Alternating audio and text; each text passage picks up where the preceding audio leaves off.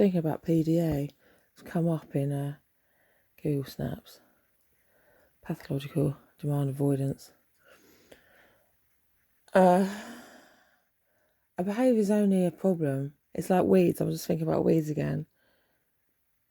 It's probably only a problem, well, to the person being avoided, one. And the person who perceives the behaviour as a problem.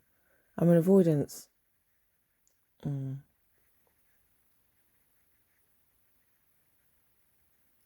Well, maybe that's not entirely true. Because I mean, if you're pathologically avoiding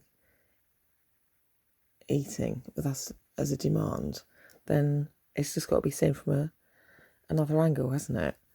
I was talking about training salukis, rescue rehabilitation salukis, because that's often where a lot of my understandings come from. Like, you're taught a concept one place and then you put it into action somewhere else. Salukis are literally the most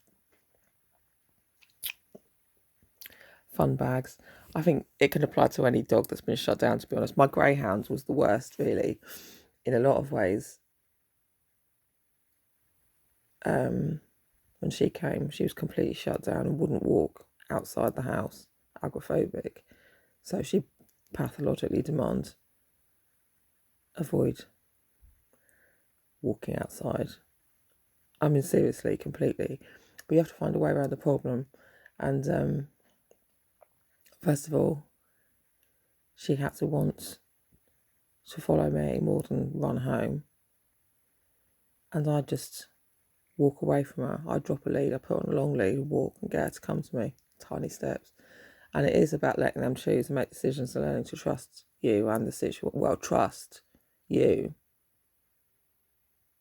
That you have control of the situation and they're not going to get into trouble. If you want somebody with PDA to trust you or listen to you. We built up, and I don't know why I'm even talking about this, but Dathwan, he was probably the most PDA. I think everyone has an element of PDA. Everyone wants to be in control of their lives. That's the truth of it.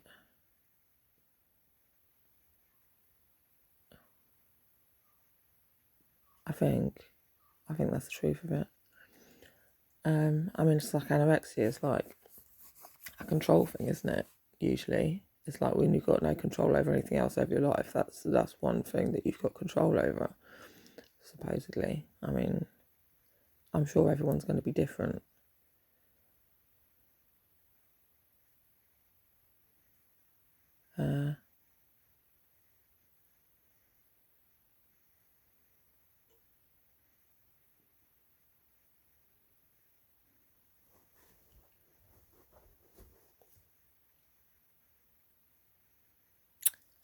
It's play day today, and I woke up early. I'm doing a filming thing, so I've just done my episode already. It's not even 6 o'clock. I've done well, haven't I? And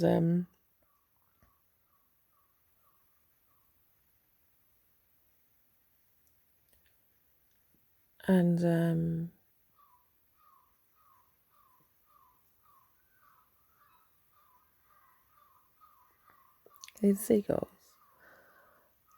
So I've got to walk Doris. I've got to do makeup. I know. I've got to do makeup and on myself. Oh, lots of things to do, really. I thought I'd do this first. I've got Google Snaps news. We've got football smash later. It's been a busy day, to be honest.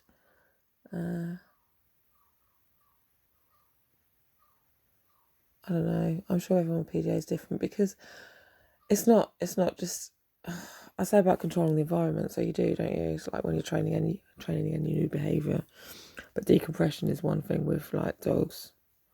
Any rescue dog, to be honest. Well, any dog that you get, you have to let them decompress, and it depends on what they've dealt with before they come to you and how they need to decompress. But and let them come around in their own way and their own time. Let them come to you, and don't put any extra pressures on them, really. It all comes around now. It's like there's different, and then reward. But different people find different things rewarding. What's rewarding to one person could be a trigger to someone else, dog, person. For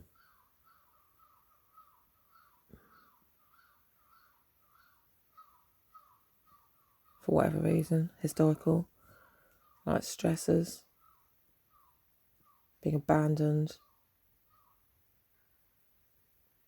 Could be a stressor to one person, so they need the control of leaving. I don't know. Whatever. Well, do you know, it's all different anyway. It's different.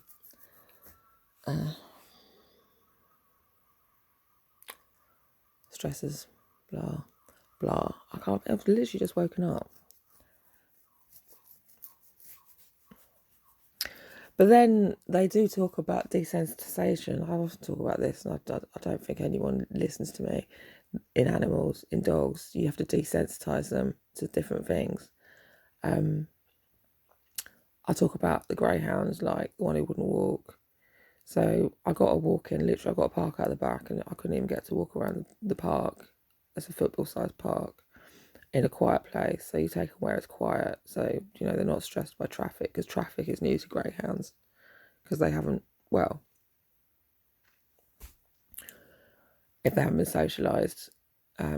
So you have to take things, bite-sized pieces, let them watch the traffic from a distance that they're comfortable. They call it about threshold. You have to remain under threshold. So same with reactive dogs. When a dog barks, when it sees another dog, you have to keep them under threshold. So keep them at a distance so they don't react. And then you can shorten the distance. It's desensitising. But at the same time, they have to trust you that you're going to keep them safe. They react to another dog because they think, well, they want to scare the other dog away, basically, for whatever reason. I'll go into that now. We're back on dog training, and then people often pull the dog. They get a pain, so they associate seeing another dog with getting the pain, so they react. Oh, that's one way of it happening, anyway. But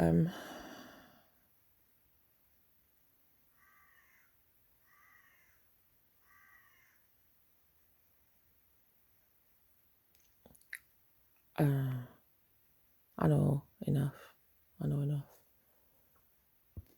But I've got people doing things different ways with different people. It's like, I don't know what, this is what they're old. Too many cooks spoil the brew. You have to know what you're trying to achieve. And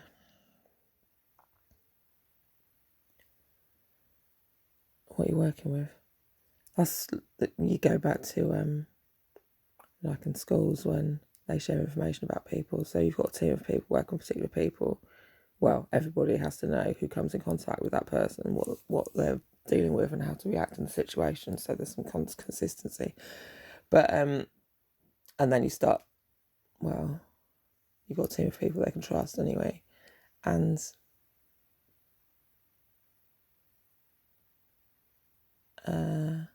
you probably just start walking towards life isn't actually controllable. You control the environment when you're first teaching a behaviour. But then you have to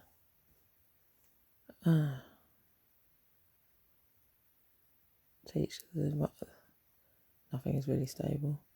I know. Which is why desensitisation is important. Otherwise the world becomes small. Which is fine in some situations. It depends what your target is, I think.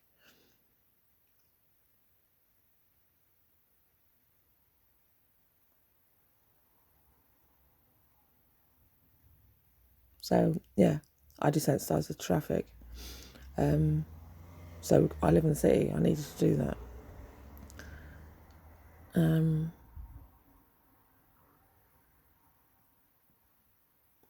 They have to trust you that you're not going to throw them into the traffic or whatever they think. It's a thing that they don't.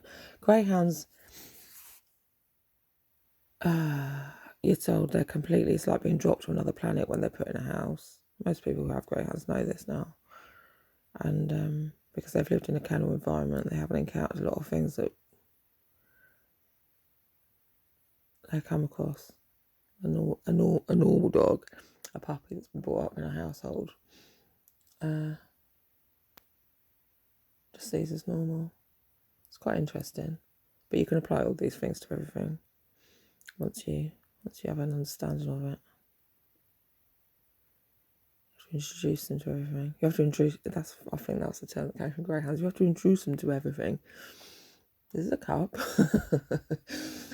This is how we do things here.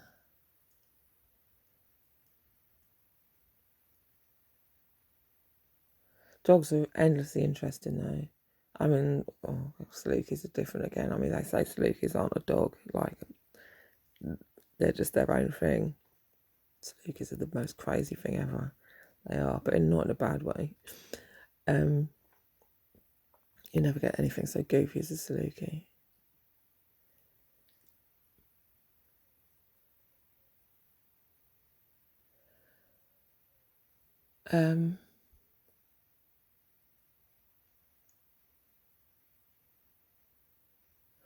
I was saying about Salukis recently, actually, because I think the thing is with them, they're not crazy at all. They just give off very, very distinct body language. It's very easy to read. I can't think of the right word. I used a better word recently.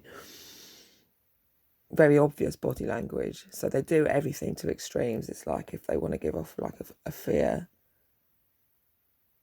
because dogs read each other's body language. And, well, people do as well, actually, if they weren't so, like, hung up on other things. They've lost a lot of that skill, I think. So that's... but we are supposed to read body language. So Salukis give very obvious body language. Very clear, easy to read body language. But...